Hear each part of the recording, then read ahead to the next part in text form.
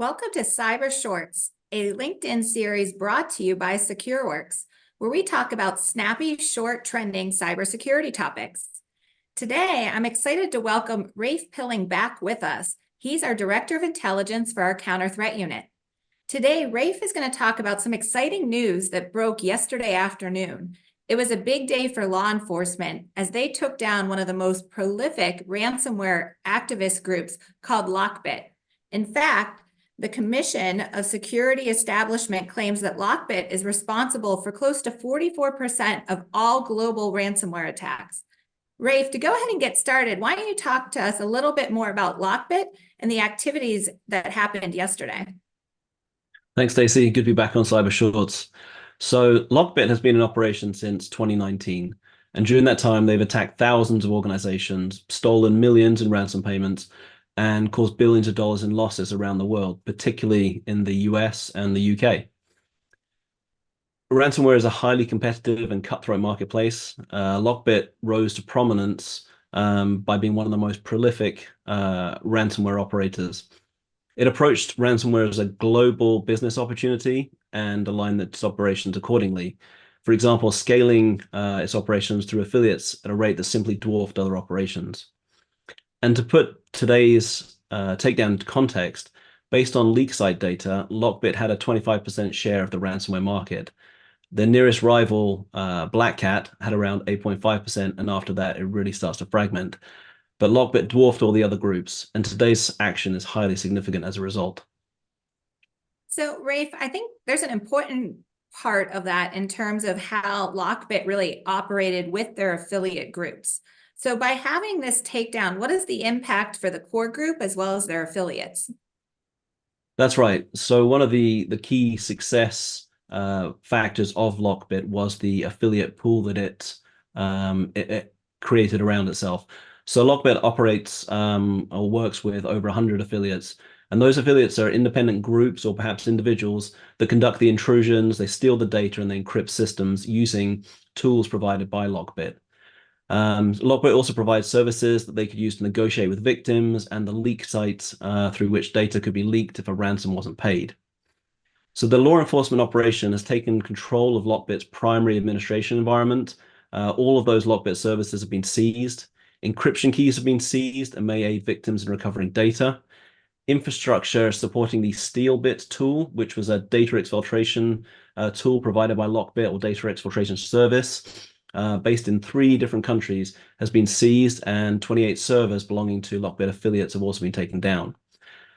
The operation also obtained access to the LockBit platform source code, which I'm sure will reveal all sorts of useful insights from an intelligence perspective, and more generally, comprehensive intelligence has been collected about who has been using the system. So notices have been delivered to affiliates, people who've been accessing the LockBit platform and using the LockBit services and informing them what has happened, and the law enforcement will be following up with them very shortly. In addition to the seizures, over 200 cryptocurrency accounts linked to the group have been frozen. So hopefully this hits the criminals in the wallet, as well as disrupting their illicit business operations. So, Rafe, with such a massive impact with this operation, both in terms of how prolific LockBit was, but also what law enforcement have been able to do, what is the impact on those victims? There's been many, and probably many that maybe didn't even realize that they were victims of LockBit yet. Yeah, absolutely. So in the short term, it means LockBit's operations are offline. So hopefully, at least for the short to medium term, they won't be contributing any more harm to the overall threat landscape. Encryption keys have been seized, and details have been provided on the rebranded leak site that NCA and FBI and others have put up in place, detailing what to do if you're based in the UK, if you're based in the US, or elsewhere in the world, how to get in contact with law enforcement and potentially get help recovering your data with those keys if they have keys for your environment. Data that has been taken and not yet published should remain unpublished, which is definitely a plus. Intelligence on affiliates has been captured, and the law enforcement rebrand of the leak site indicates that they will be pursuing them, which again is good, is ultimately what we want to see. Individuals in Poland and Ukraine linked to LockBit operations have been arrested, and 2 defendants in US custody have been charged and will face trial. Also, the US has unsealed indictments against a further 2 Russian nationals for conspiring to commit LockBit-related attacks. So it's a good result all around. No, I mean, I think this is a great win for all those involved, and the impact will be felt. Now, we've seen various threat actor groups in the past kind of been taken down and recover. This one seems fairly extensive. What do you think these actions really have in terms of impact on the overall risk landscape that's out there for organizations today? Yeah, absolutely. So I mean, I would definitely agree. This is a great win for the good guys. Hopefully, one of the takeaways from this will be affiliates, or at least some of the affiliates will rethink their life choices. There will be more ransomware. Organizations shouldn't let down their guard. Maintaining solid cyber defenses is a great way of preventing yourself being a victim of these sort of operations. But it is very heartening to see the increasing march of the takedowns and the arrests that we're seeing in these law enforcement operations against organized cybercrime operations like LockBit.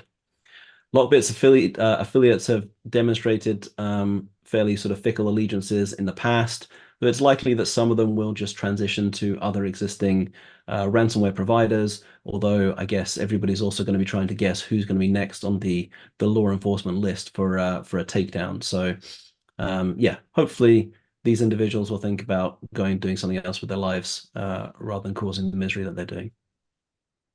And Rafe, I think you call out a great point. I mean, it's an exciting time. Definitely the threat has been reduced, but they're not the only one out there causing, whether it be ransom or other forms of cyber crime. What can organizations continue to do to remain resilient and really build their cyber defenses to be able to avoid damages from these type of attacks as best they can? Yeah, it's a great question. So for now, this show isn't over. The current sort of rebrand on the leak site will be revealing new LockBit related content throughout the week, which will include a contribution from SecureWorks. We will be releasing a blog that covers the diversity of tradecraft that we've seen from affiliates across 22 LockBit incident response engagements. We want cyber defenders across the community to learn from what we've seen and improve their ability to detect that criminal tradecraft.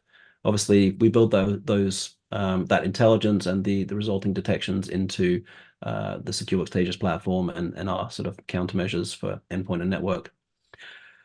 A cornerstone of a strong cyber defense is solid cyber hygiene, and so comprehensive and robust monitoring, effective vulnerability management, hardening internet attack surfaces, implementing multi-factor authentication, robust access control, and finally educating and informing your user base are all critical defenses against all forms of ransomware attack and the intrusions that are conducted by affiliates.